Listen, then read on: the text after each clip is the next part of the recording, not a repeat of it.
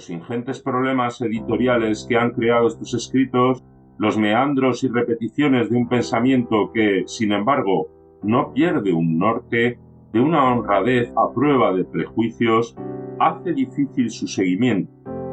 Y sin embargo, ahí está efectivamente la fenomenología, las famosas cosas mismas, o el Kleingeld, la calderilla, al que apelaba Husserl en su seminario.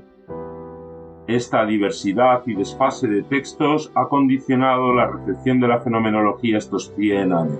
Simplificando la cuestión, podríamos hablar, en primer lugar, de una ortodoxia fenomenológica que, confundiendo los textos y las cosas, ha pervertido el moto husserliano, transformándolo en el lema a los textos mismos. Pero, si la actividad académica ya supone una cierta perversión, en el caso de la fenomenología, la ortodoxia, la pretensión de una creencia recta frente a lo oblicuo, supone algo más grave, la de una perversión reduplicada, lindante con la contradicción en los términos.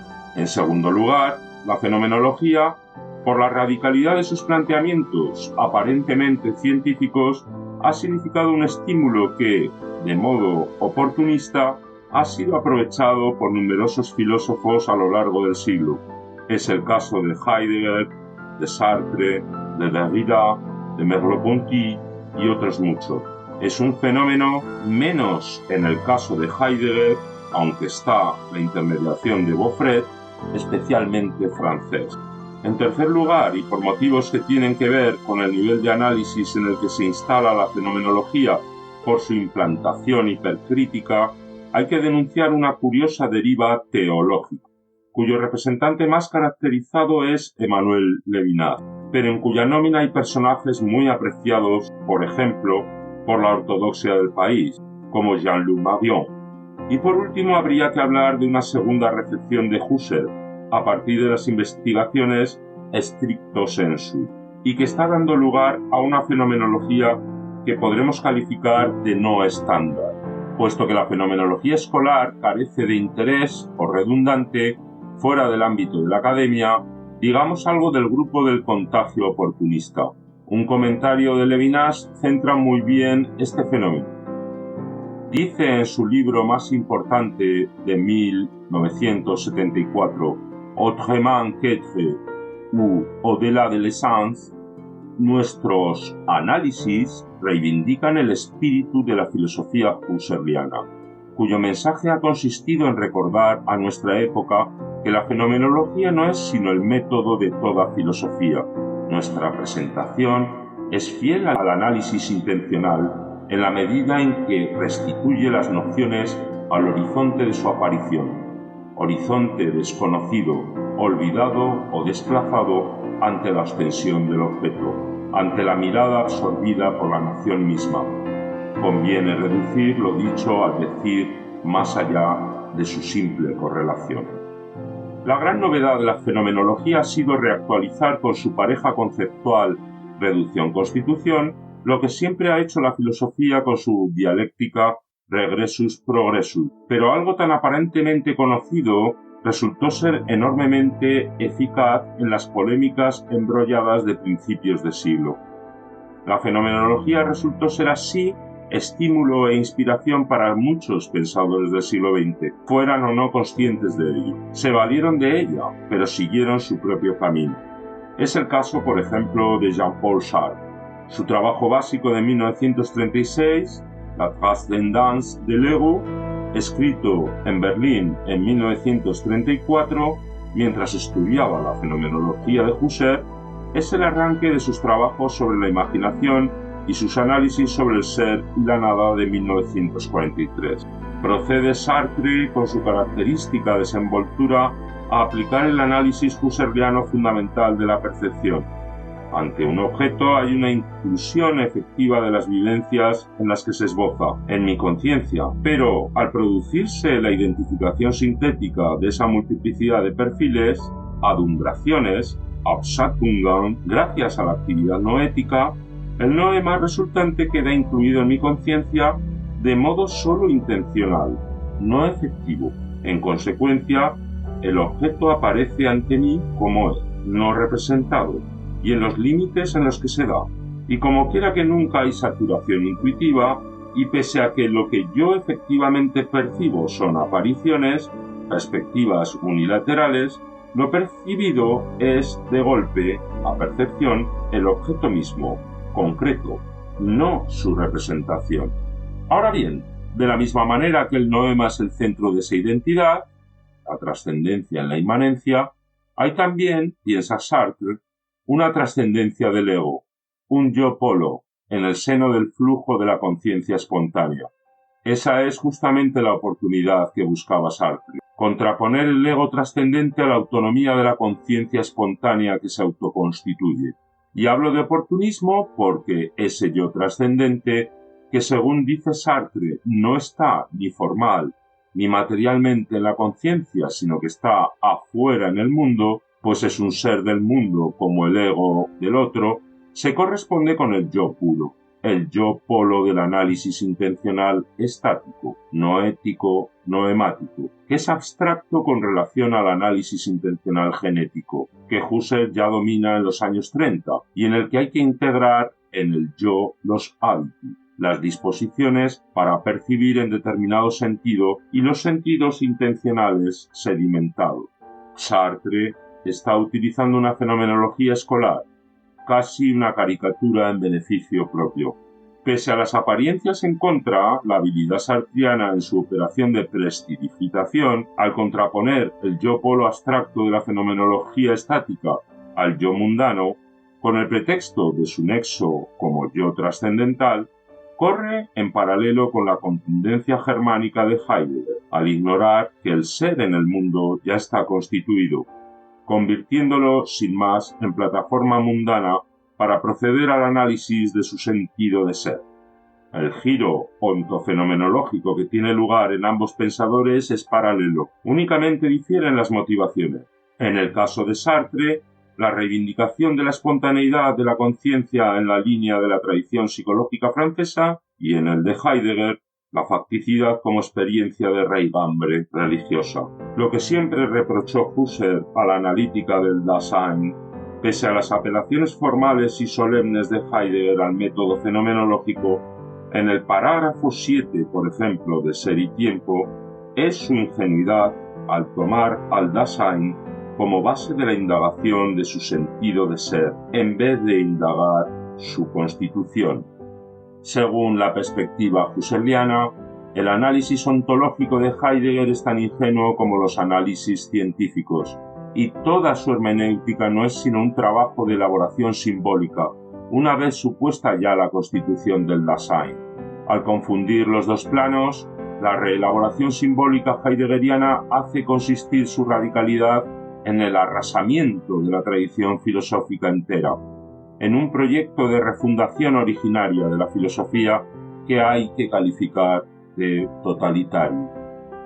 Hasta el fin de su vida quedó Heidegger preso de la fascinación fenomenológica de la que obtuvo estímulos para un pensamiento cuya tensión, por así decir, es inversa a la que nutre la fenomenología. Pero la obsesión persistió hasta el final. En el famoso cuestionario que le planteó la revista Der Spiegel y que se publica unos días después de su muerte en 1976, aclara a la defensiva las relaciones personales con su maestro y antecesor en la cátedra de Friburgo, como la supresión de la dedicatoria a Husserl en la quinta edición de Sein und Zeit en 1941. Pero el verdadero y último ajuste de cuentas con el fundador de la fenomenología tuvo lugar en el seminario de Zähringen en 1973, del que conservamos los 3 protocolos. El seminario se plantea a instancias de Jean Beaufret, quien formula la cuestión: ¿en qué medida puede decirse que no se da en Husserl la cuestión del ser? Heidegger responde que fue Husserl, en la sexta de las investigaciones lógicas, el que abrió el acceso a su propio pensamiento del sentido del ser con la noción de intuición categorial. Heidegger retoma el análisis husserliano clásico. Yo veo este tintero, pero lo que efectivamente está en mi conciencia son los datos hiléticos que responden a las perspectivas cambiantes. Pero el ajuste que significa la visión del objeto, los perfiles hiléticos no se ven, implica un exceso de la intención sobre lo intuido. Este exceso significa que hay una intuición de lo que no es sensible, sino categorial. Heidegger cree que esa intuición categorial es un análogo de la intuición sensible y que tal analogía hace abordable lo categorial, el es, por vía directa y no solo, como en Kant, por deducción a partir de la tabla de juicios, y confiesa paladinamente. Esa fue la aportación decisiva de Husserl y para mí un estímulo esencial. Según esta interpretación sesgada, el tour de force de Husserl consistió en que el ser, lo inaparente, aparezca dado en la categoría, pero Husserl, cree él, no siguió ese camino. Quedó preso en la objetividad como modo metafísico de ser presente a la conciencia, etcétera, etcétera. Y en lugar de conciencia hay Dasein. Observemos por último que, sin insinuar de ningún modo que Heidegger haya sido el responsable de lo que se puede llamar el giro teológico de la fenomenología, las ideas insinuantes de inaparente, originario, no visible, reservado, preparan ese camino. La Quere se hará con Levinas, con el giro de Levinas. Pero antes de llegar a este nuevo episodio, detengámonos en otro representante cuya oportunidad de pensador surgió de la primera recepción de la fenomenología. Me refiero a Jacques Derrida, cuyo librito de 1967, La Voix et le Phénomène, es el más apasionante enfrentamiento con la fenomenología de estos 3 primeros cuartos del siglo. Recomendaremos releer este texto de Derrida, que es un análisis inteligente del párrafo octavo de la primera de las investigaciones lógicas y que versa sobre la expresión en la vida psíquica solitaria, a la luz de las investigaciones editadas por Marva, Fantasía, Conciencia, Imagen y Recuerdo, en 1980, que Derrida no conocía y tal como han sido reanalizadas sin citar jamás a Derrida por Mark Rishi, significado representante de la fenomenología no estándar. En el capítulo 4, las apercepciones de lengua, de su libro del 2000, Phenoménologie en esquisse. Recordemos que Derrida había publicado en 1962 la traducción de un pequeño anexo de la crisis de Husserl, que lleva el título de El origen de la geometría, con una gran introducción, y que en el mismo año de 1967 aparecen los 2 primeros textos de su extraño derrotero propio, L'écriture et la différence y de la dramatologie. Veamos cómo empieza todo. Si retomamos el famoso tintero, otras veces el cubo, de Husserl, ha quedado claro que si hay exceso de la intención es que hay defecto, no saturación de la intuición, perceptiva en este caso. Y este ajuste es precisamente lo que estabiliza el sentido de los objetos, su unidad por identificación de adumbraciones hiléticas. Ese desajuste significa que no hay intuición intelectual. Efectivamente, si la intuición perceptiva fuese saturante, no veríamos cosas de bulto, sino fantasmas, planos. Pero ese mismo desajuste insinúa un decalaje, que puede ir creciendo entre las intenciones de significación, los signos lingüísticos y la correspondiente intuición. ¿Qué pasa cuando las expresiones significantes no tienen función comunicativa y son las expresiones de la vida psíquica solitaria? El parágrafo 8 de la primera de las investigaciones lógicas, es decir, el monólogo interior. Este es el tema de Derrida. En la situación habitual del pensamiento solitario, los signos lingüísticos flotan libremente. No sabemos si imaginados o fantaseados. Lo que está haciendo Husserl es proceder a una reducción fenomenológica para mostrar las condiciones mínimas de estabilidad de la lengua, pues no habría monólogo interior sin un mínimo recorte simbólico de significaciones. Hay en esa situación reducida signos que, por decirlo así, funcionan por una adherencia inmediata al significado, pero sin que aparezca su autonomía como significante. Lo extraño del monólogo interior, que ha explotado estéticamente la literatura contemporánea, es que discurre en dos planos, el segundo de los cuales recupera imaginativamente, por imágenes que hay que distinguir cuidadosamente de la fantasía, lo que ocurre en el primero. Yo genero sentido en el discurrir del primer plano sin necesidad de representármelo en el segundo. Naturalmente está claro que en este segundo escalón los signos me son presentes y gozan de una mayor estabilidad, fónica o visual. Pero si tomamos bien en cuenta que en la vida solitaria del alma, como dice Husserl, podemos o no dar ese salto a lo más estable, sigue siendo verdad que lo que ocurre en el primer nivel del monólogo interior es absolutamente irrepresentable.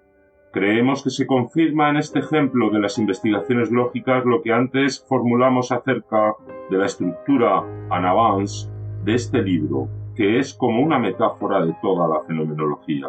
Husserl realiza una reducción sin tener una teoría de la reducción. La efectividad se desencaja de la intención, como conversamente en la percepción lo intencional excede de lo efectivo.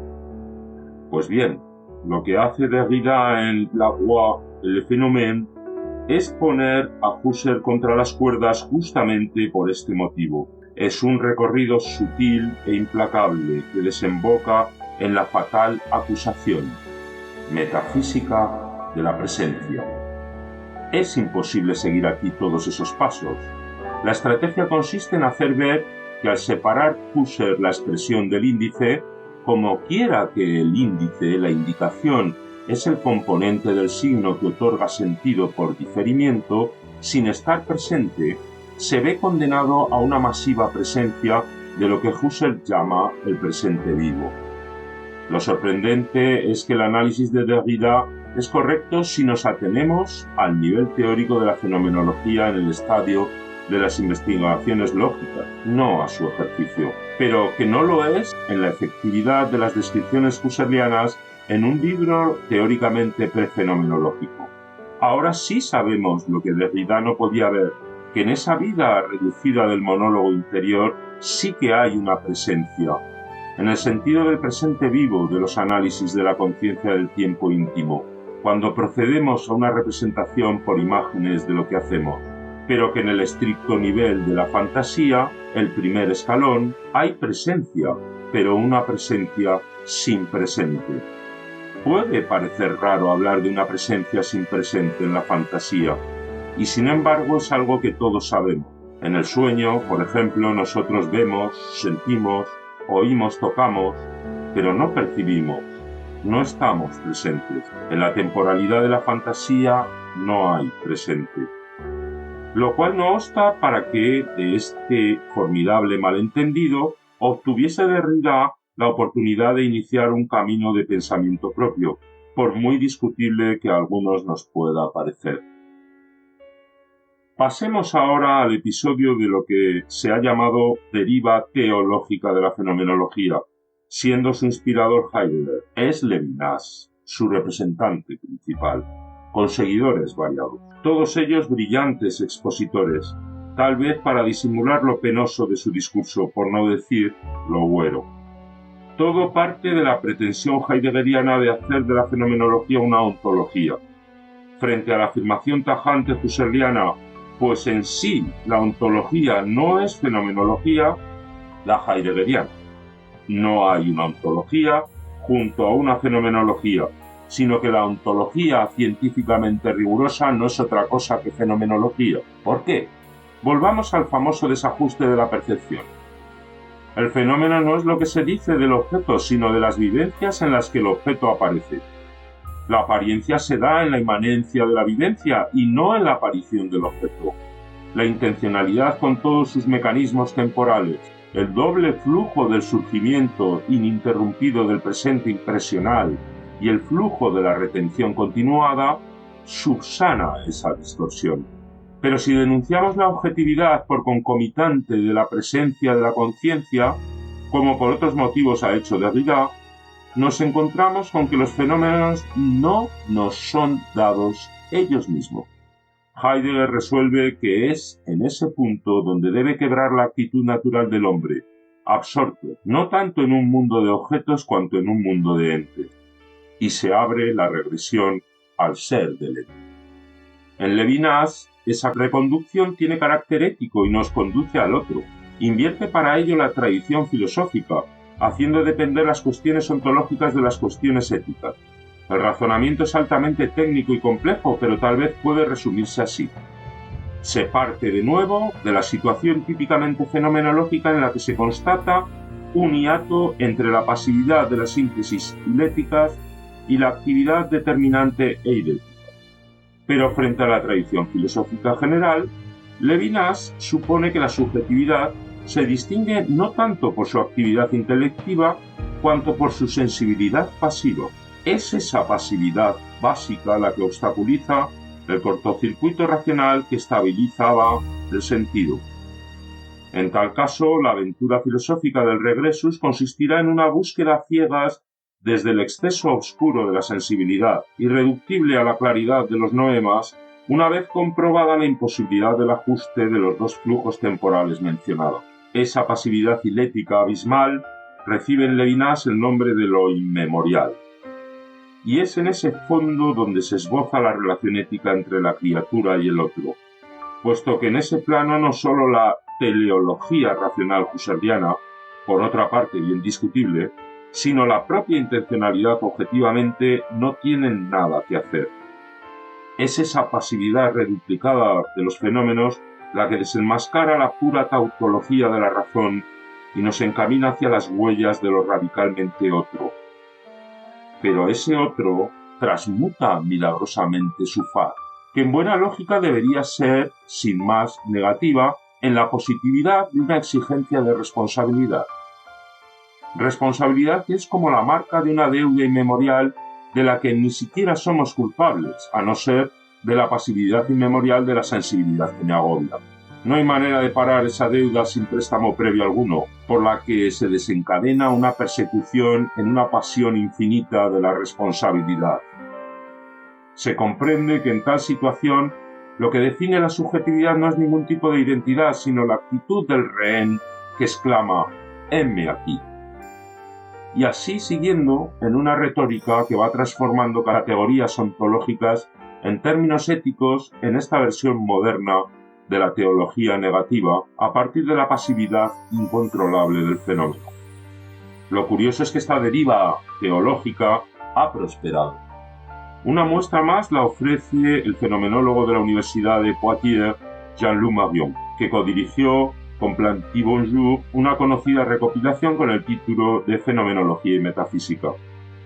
La aventura teológica de Marion se concreta en dos libros, uno de 1989, Reducción y Donación, y otro de 1997, Étant donné, ensayo de una fenomenología de la donación. El giro teológico es ahora más descarado que en Levinas, aunque el envoltorio retórico es más elegante. A partir de un axioma aparentemente fenomenológico según el cual A más reducción más donación, despliega tres reducciones sucesivas.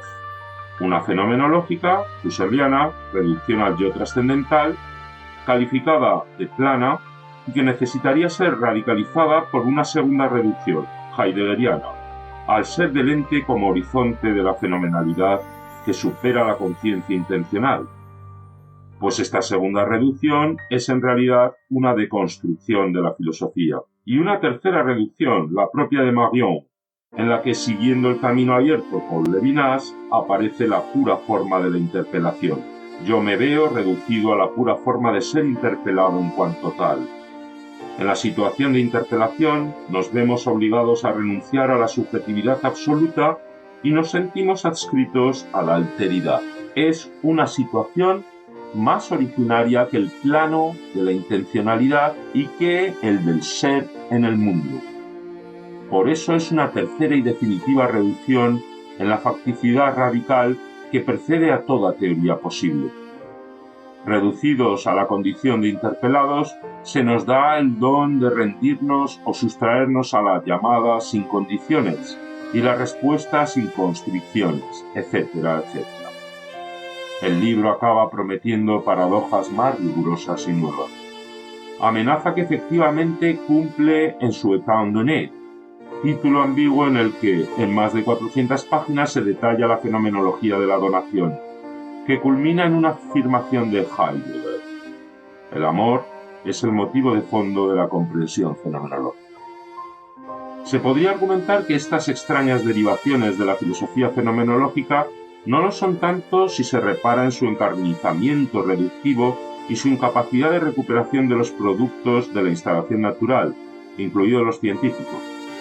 Con lo que nos planteamos una última cuestión: la fenomenología en el centenario de su obra fundacional. Lo primero que hay que decir es insistir en la importancia del legado inédito de Husserl, que va saliendo a la luz y está todavía poco estudiado.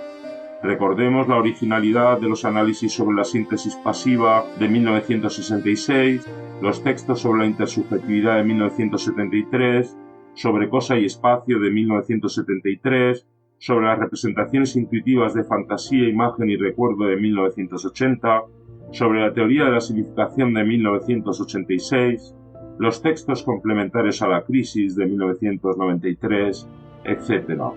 En general, podríamos decir que el conocimiento de estas minuciosas investigaciones, el Kleingeld, nos ofrece finalmente la filosofía implícita de las investigaciones lógicas de hace un siglo, nivelando el desfase que habíamos apreciado entre lo programático y lo efectivo. En segundo lugar, y en consecuencia, se puede apreciar el desplome de algunas tesis básicas, prejuicios arraigados del propio Husserl que, aun resultando de hecho incompatibles con su trabajo de campo, siempre se negó a revisar. Fundamentalmente tres: el idealismo larvado de la fenomenología, no tanto el explícito de la reducción, ligado al monismo de la teleología racional, que siempre supuso unificaba las diferentes Stiftungen. Unificación regulativa de la fenomenología nunca puesta en cuestión. El supuesto de una estructura universal de la conciencia ligado a un modo universal de temporalización en el presente vivo y originario, y el privilegio teórico asignado siempre a la percepción frente a otros registros arquitectónicos. Caídos estos prejuicios, el panorama de la fenomenología no estándar, como podemos apreciar por ejemplo en la obra de Marc Richard, es la de un conjunto no unificado de registros arquitectónicos, de Stiftungen, enlazados múltiplemente por relaciones de fundación, de manera que si por ejemplo analizamos la transposición de los materiales del registro de la fantasía al registro de la imagen, constatamos una anamorfosis o deformación coherente, las expresiones de Merleau-Ponty, de esos materiales en cuestión.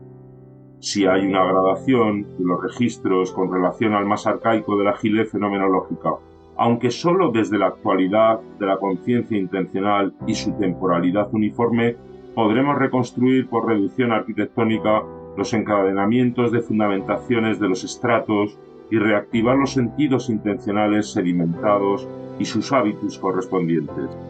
El panorama fenomenológico resulta mucho más complejo de lo que la fenomenología programática había supuesto, aunque permanece invariable el motivo básico de la fenomenología: la indagación del sentido del mundo, la Sinnbildung, la constitución del sentido del mundo para el hombre a partir de la Sinnstiftung, el sentido institucionalizado, vivido en la instalación natural. En la imposibilidad de bajar a detalles, nos limitaremos a retomar el ejemplo elemental que ha servido en cierto modo de leitmotiv, la percepción perceptiva del objeto, para comprobar la nueva complicación. Se trataba de asegurar la permanencia del sentido de ser del objeto percibido a través del flujo permanente del tiempo, pese a que no hay saturación intuitiva, sino más bien exceso de sentido intencional.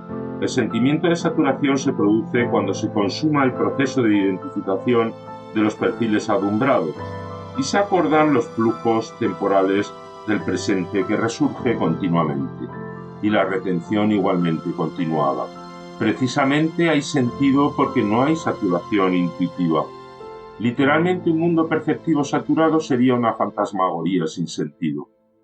El mundo cobra así relieve de sentido y mi cuerpo, life, adquiere correlativamente profundidad. Ya no se trata solo del ego polo en el análisis intencional estático, pero si no hay saturación es que en el horizonte perceptivo hay vacíos, y esos vacíos participan también en el ajuste del sentido. Es la indeterminación estructural que significan los vacíos lo que promueve la necesidad del sentido, y desde luego todo el proceso supone una Stiftung intersubjetiva. El vacío más evidente lo dan las retenciones que dejan de ser vivas, mantenidas en el presente a más o menos profundidad, sin que tengan que intervenir reactivaciones, y pasan a ser vacías. Pero las retenciones, que de vivas pasan a vacías, no desaparecen, permanecen sedimentadas, y en tanto que hábitus colaboran en la formación del sentido intencional. En realidad colaboran en la determinación más precisa del sentido intencional. Ese halo de indeterminación que rodea a la impresión originaria y su presente retencional y potencial es un conjunto de intenciones vacías que juegan su papel en la precisión del sentido. A espaldas del presente de la impresión perceptiva, la intención vacía del futuro perceptivo está habitada por la intención vacía del pasado perceptivo, y a la inversa. Y en ese quiasmo se va precisando el sentido intencional del objeto percibido. Pero este modo de remisión mutua entre retenciones vacías, que todavía albergan una promesa de futuro, y de pretensiones vacías que ya poseen lo que implica el pasado, ese quiasmo entre el ya se sabe pero todavía y el no se sabe todavía pero ya, es un ajuste descentrado que rodea como un halo al ajuste centrado en el presente de las pretensiones y retenciones vivas. La fenomenología reconoce ahí la contribución del registro de la fantasía al registro de la percepción, transposición que implica la deformación coherente que supone el cambio de registro. ¿Puede hacerse un balance de la fenomenología en estos primeros 100 años? Tal vez, en su haber, deberemos asignar una impregnación a tantas filosofías del siglo, aunque no lo reconozcan. Y al caer su armazón idealista y desaparecer sus urgencias programáticas, se han liberado campos de investigación que corresponden, desde luego, a temas tradicionales de la filosofía, contemplados desde una óptica muy sutil que desconfía siempre de lo obvio.